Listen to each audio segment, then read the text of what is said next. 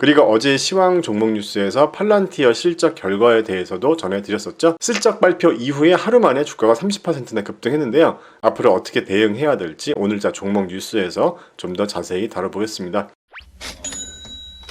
종목 발굴 코너에서 분석 컬럼으로 올렸던 리비안을 두 차례에 걸쳐서 매수했다는 내용도 공유해 드렸었는데요.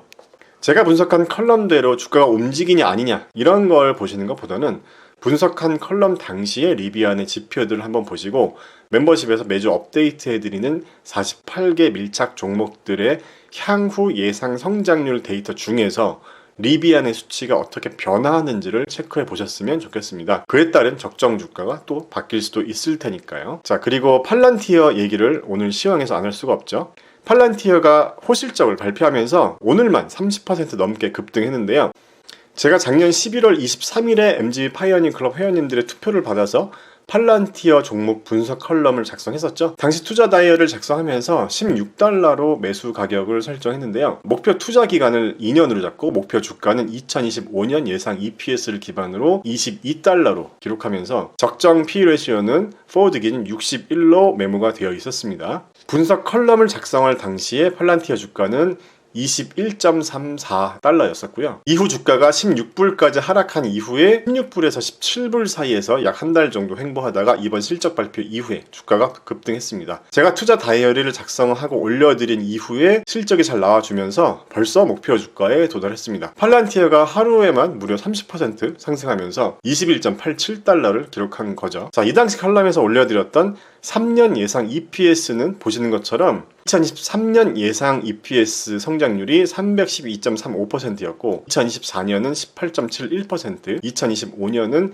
22.3%를 기록하고 있었습니다. 2023년 성장률이 300%가 넘으면서 굉장히 높게 나왔었지만 2023년 주가에 이미 반영된 것으로 보인다고 컬럼에서 말씀드리기도 했죠. 이제는 2024년 예상 EPS를 더 신경 써야 하는데요. 분석 컬럼을 작성할 당시에 예상 EPS 0.29달러의 전년 대비 성장률 18.7를 기록하고 있었는데 이번 실적 발표 이후 어떻게 변경되었는지 확인해보는 게 지금부터 체크해야 할 부분입니다. 분석 컬럼에서 제시했었던 매수가 16불에 팔란티어 주식을 매수했다면 현재 36.86%에 달하는 큰 수익률이 나왔겠네요. 자, 우선 팔란티어 주주님들 축하의 말씀을 드립니다. 자, 하지만 지금부터가 중요한데요. 실적 발표 이후에 향후 3년 EPS 성장률이 어떻게 바뀔지를 지금부터 약 한 달 정도 기간 동안 지속적으로 체크해보는 게 중요할 것 같습니다. 분석 컬럼을 작성한 당시와 지금을 비교해보자면 2024년 같은 경우는 18.71%, 현재는 30.31%, 그리고 EPS가 0.29달러에서 0.33달러로 더 상향됐죠. 그리고 2025년이 22.3%, 현재가 18.06%. 하지만 EPS 예상 성장률은 오히려 0.38불로 상승한 상태입니다. 자, 그리고 2026년 47.56%, 그리고 현재는 21.42%. 2026년의 경우는 의견을 낸 애널리스트 숫자가 적기 때문에 큰 의미는 없다고 봅니다. 자, 올해 예상 EPS는 11월 20일 0.29달러에서 현재 0.33달러로 성장률이 18.71%에서 30.31%까지 크게 늘어난 걸 확인해 볼 수가 있습니다. 이게 중요하죠. 자, 이번 주 MG 파이오니어 클럽의 밀착 뉴스 코너에서 적정 주가 템플릿 자료를 제공해 드렸을 때까지만 해도 2024년 예상 EPS 성장률이 18.5%였으니까 실적 발표 이후에 2024년 예상 성장률이 크게 늘어난 걸 확인할 수 있었는데요. 앞으로 MG 파이오니어 클럽 밀착 뉴스의 코너에서는 특히 한 달 동안 팔란티어 2024년 예상 EPS가 어떻게 변할지를 체크해보고 그에 따른 적정 주가를 다시 설정해보고 투자 전략을 또 업데이트해 보겠습니다.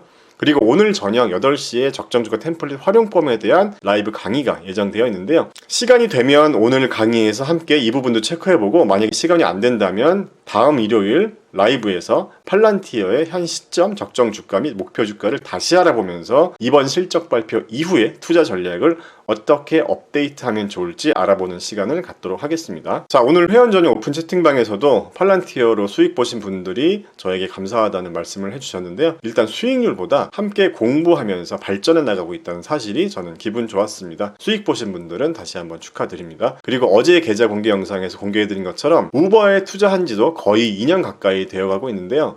많은 수량을 매수한 건 아니지만 수익률 측면에서 거의 한 100% 정도 가까운 수익률이 나와주고 있는 상황이라서 공부 차원에서 현재 시점에서 우버의 적정 주가와 향후 예상 수익률을 다시 한번 평가해보고 수익 실현을 할지 아니면 계속 보유할지에 대해서도 공부해보는 시간을 만들어 보겠습니다. 여러분이 보유하고 계신 종목들 중에서 수익 실현을 할지 아니면 더 보유할지 고민하고 있는 종목이 있다면 참고가 되실 거라고 생각합니다. 자, 오늘 마무리입니다. 연준 위원들의 첫 번째 금리 인하에 대해서 신중한 입장을 계속 보이면서 다소 매파적인 발언이 이어지고 있는데요. 항상 드리는 말씀이지만 남의 말이 아닌 우리의 생각을 갖는 게 중요하다고 생각합니다. 설령 그 생각이 당장 틀렸다고 하더라도 말이죠. 내 생각, 내 주관이 있어야 내 생각과 주관을 나보다 더 훌륭한 전문가들의 생각과 의견과 비교해보는 과정을 통해서 내가 더 발전할 수 있을 테니까요. 현재의 경제 상황, 물가나 GDP, 고용, 생산 및 소비 지표들을 보면 인플레이션이 하향 안정화되고 있긴 하지만 일부 고용이나 소비 지표들이 여전히 열기가 식지 않은 걸 보여주고 있습니다. GDP 성장률 역시 안정적인 성장을 보여주고 있어서 연준에서는 경기 침체 조짐이 보이지 않고 있기 때문에 금리 인하를 서둘러서 진행했다가 다시 물가가 상승하는 숫자들을 보고 싶어 하지 않겠죠. 만일 그런 일이 발생한다면 파월 및 연준 의원들이 정책 실패라는 또 비난을 받게 될 테니까요. 자, 하지만 증가하는 가계부채나 신용카드 연체율 증가의 문제는 어느 정도 심각한 상황인지 아니면 우려할 수준은 아닌지도 한번 체크가 필요해 보입니다. 아침 시황에서 전해드리는 여러 경기 지표에 대한 데이터와 투자 IB들의 발언 그리고 연준 위원들의 발언을 한번 들어보시고 여러분의 생각과 주관을 한번 정립해 나가셨으면 좋겠네요. 제가 아침 시황을 전해드리는 목표가 바로 이 부분입니다. 앞으로도 지금처럼 함께 공부하고 집단 지성의 힘을 발휘하면서 발전해 나가길 바라겠습니다. 오늘도 후회 없는 하루 보내시기 바랍니다. 감사합니다.